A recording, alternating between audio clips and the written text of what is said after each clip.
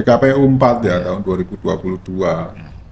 Apa yang diawasi? Ada 4 item Mas yang diawasi. Yang pertama adalah pengurus. Yang kedua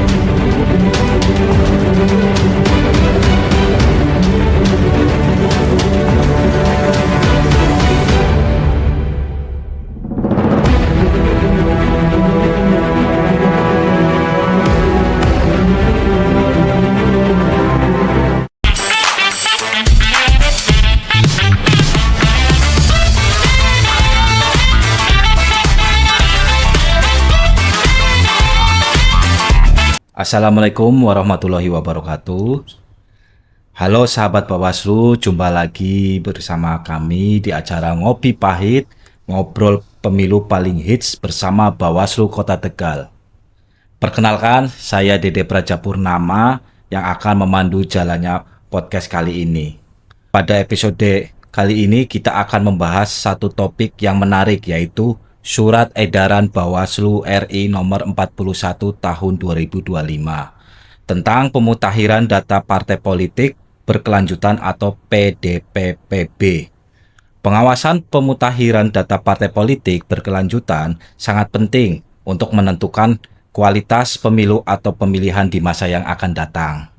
Untuk membahas hal ini lebih dalam telah hadir bersama kita narasumber dari Bawaslu Kota Tegal, yaitu Bapak Sukristo atau anggota Bawaslu Kota Tegal selaku Koordinator Penanganan Pelanggaran dan Penyelesaian Sengketa, yang akan menjelaskan bagaimana pengawasan pemutakhiran data partai politik berkelanjutan dilakukan apa dan apa saja hasilnya. Saya sapa dulu narasumber pada kali ini. Apa kabar Pak Kristo? Alhamdulillah baik Mas Raja. Alhamdulillah baik. Baik, kegiatan Ngopi Pahit yang bertema pemutakhiran data partai politik berkelanjutan PDPPB, pastinya sahabat Bawaslu ingin tahu apa itu pemutakhiran data partai politik berkelanjutan PDPPB atau pengawasan verifikasi partai politik, yang nanti akan dijelaskan secara detail oleh narasumber kita. Sebelumnya, jangan lupa sahabat Bawaslu untuk bisa like, subscribe, dan memberikan komentar di kolom komentarnya. Kita kembali ke narasumber, yaitu Bapak Sukristo. Sesuai dengan tema kita pada episode kali ini, pemutakhiran data partai politik berkelanjutan PDPPB atau pengawasan verifikasi partai politik. Baik Pak Kristo, terima kasih sudah membersamai untuk podcast kali ini. Ya. Mungkin sahabat Bawaslu itu penasaran Pak, apa sih itu pemutakhiran data partai politik berkelanjutan atau PDPPB, apa maksud tersebut gitu loh Pak. Monggo bisa dijelaskan Pak. Terima kasih Mas Praja dan sahabat Bawaslu Kota Tegal dimanapun berada, terkait dengan pemutakhiran partai politik berkelanjutan gitu ya. Ini kan amanat didasari dengan KPU, peraturan KPU nomor 4 tahun 2022 tentang undang-undang tentang partai politik. Nah, di situ jelaskan bahwa partai politik dapat memutakhirkan keanggotaan dan lain-lainnya dalam masa selesai tahapan. Nah, dalam hal ini Bawaslu Kota Tegal sesuai dengan amanat SE 41 tahun 2025 dari Bawaslu RI terkait dengan pengawasan daftar partai politik pemutakhiran partai politik berkelanjutan begitu, untuk semester 2 rentang waktu Juli sampai dengan Desember tahun 2025. Ini Bawaslu sesuai dengan amanat undang-undang tentunya sebagai lembaga pengawas pemilihan umum Undang-Undang 7 tahun 2017 diperkuat lagi dengan Perpres Bawaslu 5 tahun 2022 tentang pengawasan. Tentunya Bawaslu Kota Tegal mempunyai wewenang untuk mengawasi daftar mutahiran partai politik berkelanjutan, khususnya untuk semester 2 ini, Mas Baja. Itu Mas Baja ya. Oh gitu. Berarti memang amanat undang-undang surat edaran juga ya Pak ya. Betul. Dari Bawaslu RI. Baik-baik. Berarti dalam setahun itu 2 kali pemutahiran ya Pak Betul. ya. Oh ya, berarti setiap 6 bulan sekali. Setiap 6 bulan sekali, dibagi semester. Oh baik. Itu tadi sahabat Bawaslu, apa yang dimaksud dengan pemutahiran data partai politik berkelanjutan. Iya. Nah, dari data pemutahiran data partai politik berkelanjutan, itu kan pasti kewenangan. Apakah Bawaslu mempunyai kewenangan untuk melakukan pengawasan terhadap pemutahiran data partai politik berkelanjutan atau PDPPB? Ya, tadi jelaskan di awal Mas Baja ya. Jadi dia punya kewenangan sepanjang memang diatur oleh regulasi atau undang-undang. Nah, tadi di Perbawaslu 5 2022 sudah mengatur tentang kewenangan Bawaslu dalam proses pengawasan. Tentunya yang diatur dalam peraturan KPU. Karena ini pemutahiran partai politik ini merujuk pada PKPU 4 tahun 2022, tentunya kita berwenang untuk mengawasi proses pemutahiran dari awal sampai akhir. Jadi berpijak pada itu Mas Raja. Jadi kita tidak sporadis mengawasi tanpa pijakan regulasi yang jelas, tidak seperti itu. Tapi harus ada pijakan regulasi yang jelas. Itu Mas. Oh gitu, baik. Berarti masih tetap kita mempunyai kewenangan ya Pak ya dalam pengawasan pemutahiran data partai politik berkelanjutan PPDB. Baik, pasti dari kewenangan tersebut pasti ada tujuan Pak. Apa sih tujuan Bawaslu melakukan pengawasan pemutahiran data partai politik berkelanjutan atau verifikasi partai? Iya, parpol. Jadi kalau tujuan mungkin hampir sama dengan tahapan dan kegiatan-kegiatan yang lain yang dilaksanakan oleh KPU sebagai lembaga teknis penyelenggara pemilu ya. Jadi mungkin hampir sama, memastikan bahwa kegiatan tersebut sesuai dengan regulasi atau undang-undang yang ada. Artinya tidak melenceng dari apa yang sudah digariskan, apa sudah ditentukan oleh undang-undang atau peraturan-peraturan lainnya. Jadi memastikan hal itu. Kedua, tertib administratif sesuai dengan apa yang sudah tadi garis bawahi, yang sudah ditentukan menurut regulasi atau undang-undang, yang baik itu undang-undang produk KPU, PKPU, atau surat edaran dan lain sebagainya yang dikeluarkan oleh KPU, memastikan bahwa kegiatan tersebut tidak melenceng apa yang sudah ditentukan gitu ya. Tentukan. Jadi kita memastikan hal untuk itu Mas. Iya. Berarti pada intinya itu seluruh proses pemutahiran itu berjalan transparan ya Pak ya. Harus, karena prinsip penyelenggara pemilu kan salah satunya adalah transparan kan, akuntabel, transparan dan lain sebagainya. Kurang termasuk itu ada 11 prinsip kalau tidak salah sebagai penyelenggara pemilu. Gitu Mas. Iya. Gitu sahabat Bawaslu. Tadi sudah dijelaskan sedikit oleh Pak Khordif kewenangan dan tujuan pemutahiran data partai politik. Nah, lanjut Pak. Iya. Bagaimana sih, pastikan ini kan ada proses Pak. Iya, betul. Proses yang begitu mungkin panjang ya. Setahun itu mungkin panjang ya. Iya.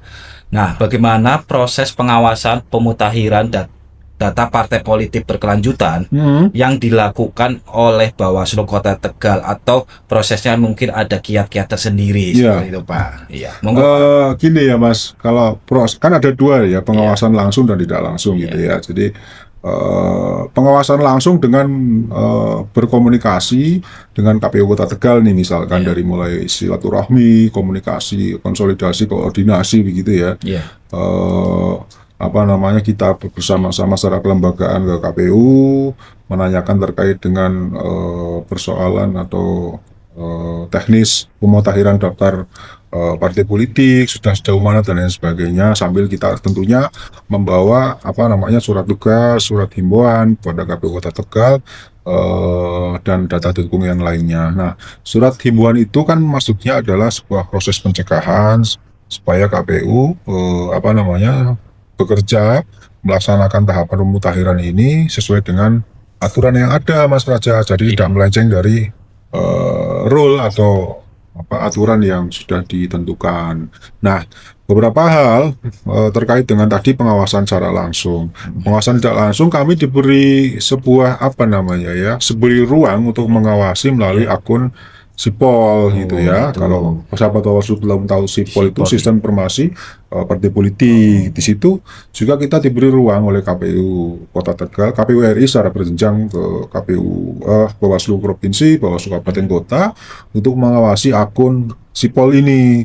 Tapi beberapa memang secara teknis lebih ke sebagai viewer saja, Mas. Jadi detail prosesnya kita belum terbuka di akun Sipol itu. Mungkin itu salah satu titik berat persoalan di pengawasan secara tidak langsung melalui akun Sipol, karena yang lebih lengkapnya ada di Sipolnya KPU begitu ya, dari proses pemutahiran, kelengkapan administratif lainnya, data dukung lainnya dan lain sebagainya. Jadi itu yang prosesnya seperti itu, Mas Praja. Itu saya kira ya. Iya. Baik, berarti kita diberikan akses admin Sipol ya Pak ya, Betul. untuk hanya sebagai viewers ya. Iya. Lah dari admin Sipol tersendiri untuk Bawaslu, apakah ada kendala Pak dalam pengaplikasian Sipol tersebut? Secara teknis memang tidak Iya. tidak ada kendala gitu ya. Hanya memang tampilannya memang agak dibatasi karena sebagai viewer gitu ya. Iya. Berbeda di misalkan Sipolnya KPU gitu kan terbuka gitu kan. Jadi catatan di kita terkait dengan pengawasan tidak langsung melalui akun Sipol viewer kita memang dirasa kurang maksimal, Mas. Artinya yang ditampilkan itu hanya bukan prosesnya ya, tapi Prosesnya. hasilnya. Jadi kita akan melakukan pengawasan itu dari awal, proses dan hasil. Jadi tidak hanya hasilnya, prosesnya seperti apa kan kita perlu pengawasan lebih lanjut. Jadi kalau hanya melihat sisi pengawasan lewat akun Sipol, dirasa kita kurang maksimal. Makanya sebisa mungkin kita berkoordinasi dengan KPU Kota Tegal untuk bisa mengawasi secara langsung proses paling tidak pengunggahan gitu ya, dokumen-dokumen yang ada di akun Sipolnya KPU gitu, Mas. Oke, baik Pak. Wah, cukup jelas ya sahabat Bawaslu, dari proses, terus pengawasan, pemutahiran data partai politik berkelanjutan. Baik, sebelumnya Pak Kristo, ini bincang-bincang kita ini menarik ini. Iya. Ya, daripada tenggorokan kita kering, monggo Pak, ini di depan ada air kopi minum. dulu. Iya, makasih Mas Raja. Monggo Pak. Makasih Mas Raja. Bismillah. Kopi pahit, mantap. Mantap ini. Sudah lega ya Pak ya tenggorokan. Oke, lanjut Mas. Baik. Baik sahabat Bawaslu, kita lanjutkan bincang-bincang kali ini. Dalam pemutahiran data partai politik berkelanjutan, Bawaslu itu kan pastikan mengawasi Pak. Ya. Pengawasannya itu apa saja yang diawasi dalam PDPP tersebut? Monggo Pak. Ya, sesuai dengan PKPU 4 ya tahun 2022. Apa yang diawasi? Ada 4 item Mas yang diawasi. Pertama adalah pengurusan begitu ya.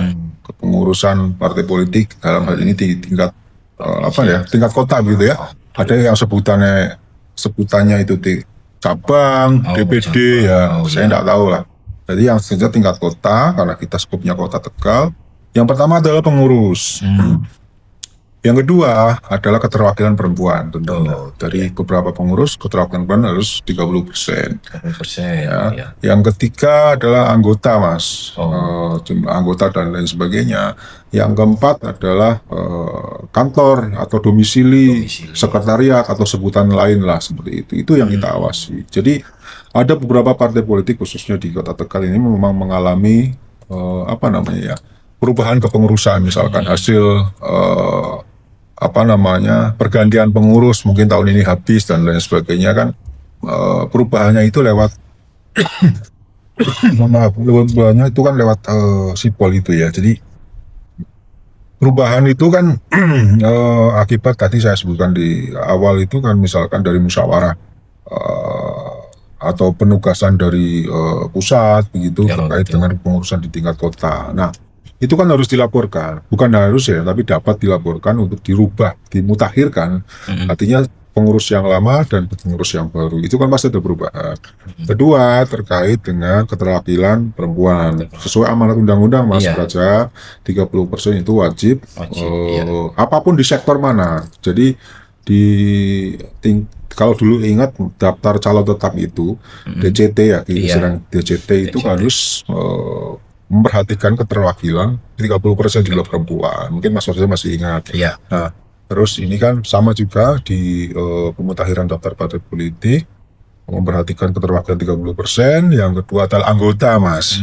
Kita tahu beberapa kali memang kita berkoordinasi dengan KPU, ada beberapa orang yang masuk dalam anggota partai politik tanpa pengetahuan yang bersangkutan. Mungkin Mas Praja sering dengar ya, ada tanggapan masyarakat, publik begitu, masyarakat Kota Tegal yang menyampaikan tanggapan pada KPU atau Bawaslu terkait dengan pencatutan nama atau apalah, tiba-tiba daftarnya masuk, dipinjam namanya gitu, iya seperti itulah Mas. Yang ketiga, yang keempat adalah terkait dengan domisili. Tentunya kan ada beberapa partai politik yang tidak berdomisili tetap kantornya begitu ya, mungkin pindah ke mana dan lain sebagainya. Makanya itu kan dimutakhirkan semester 2 ini. Rentang waktunya ya tadi bulan Juli sampai dengan bulan Desember.